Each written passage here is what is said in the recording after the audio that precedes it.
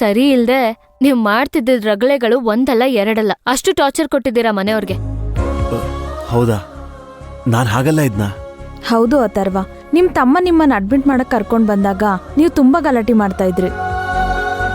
ಹಾಗಾಗಿ ನಿಮ್ಮನ್ನು ವಾಪಸ್ ಕಳಿಸ್ಬೇಕಾಯ್ತು.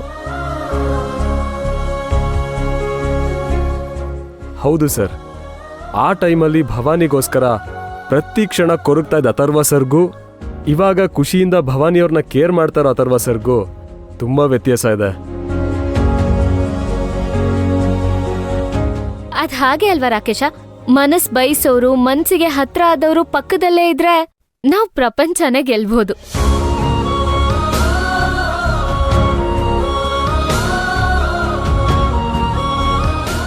ಭಾವ, ನೀವೀಗ ಕಂಪ್ಲೀಟಾಗಿ ಹುಷಾರಾಗಿದ್ದೀರಾ, ಆರಾಮಾಗಿದ್ದೀರಾ.